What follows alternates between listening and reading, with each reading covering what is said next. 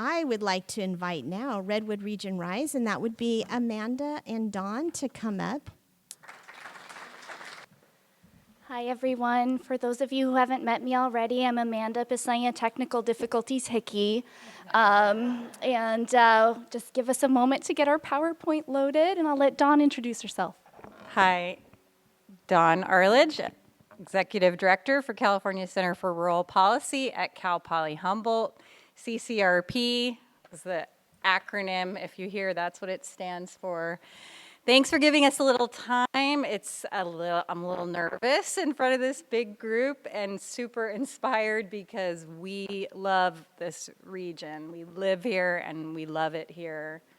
And we really value each of you, the contribution you make to making our community such an amazing place, our communities. Okay, so we're gonna do a quick surf update and then we have lots of other great speakers coming up.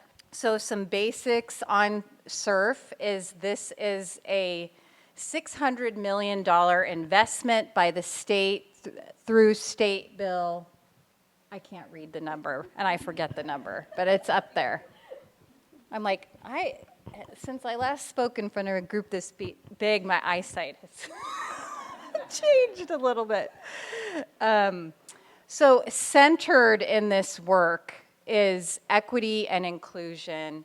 We want to build economic resilience in the region. We're going to be coming up with an economic development plan, and then there are implementation funds to follow. So we're in a planning phase right now where we want to support the state moving toward carbon neutrality, and we want a resilient economy, and we want everyone who lives here to be able to benefit from that.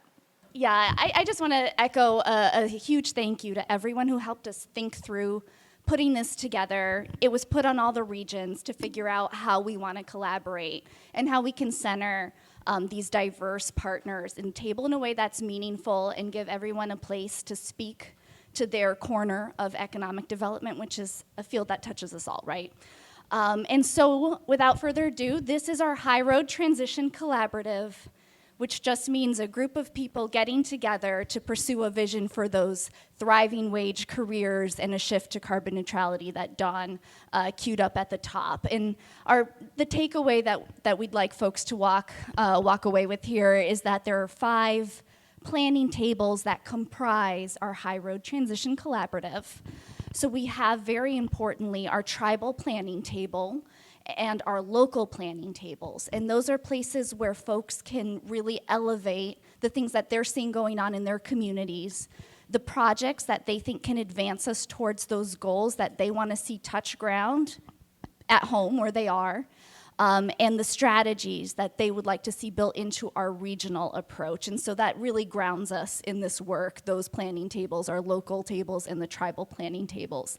They elevate those priorities up to our sector planning tables. And I like to say that this is, kind of where the action is in the respect that they have to take that information and make it make sense for our priority sectors that we're looking to deliver those jobs and those developments for our community. And so that's the allied health and caregiving sector, arts, culture, tourism, renewable and resilient energy, where we know we have so many good things happening all along our coast that we're going to hear about over the course of the next 2 days.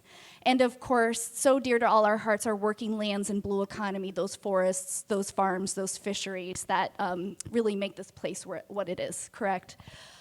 So they are going to be developing those regional projects, and at the end of some of that work, or at that point in the cycle, they bring forward a slate of projects to the voting member block to make some implementation decisions.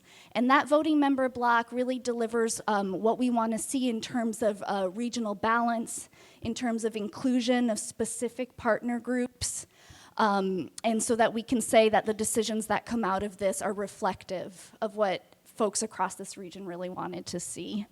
And so there's some balance there. The choice architecture happens in the first 3 tables.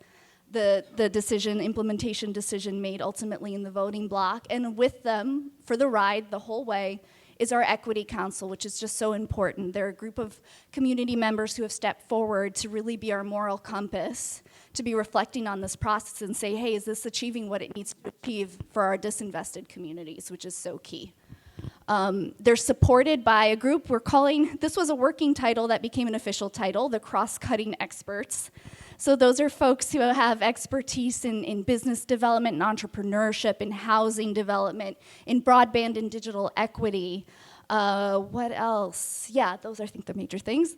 To make sure that we're taking those enabling environment considerations into account as we build out these plans, and really what's a vision more than a plan, I would say, for our region. Tables and our tribal planning tables, as we said, surfacing those local priorities and projects, bringing them up to our sector tables to do some strategizing around how we get to the regional level, putting together that project slate and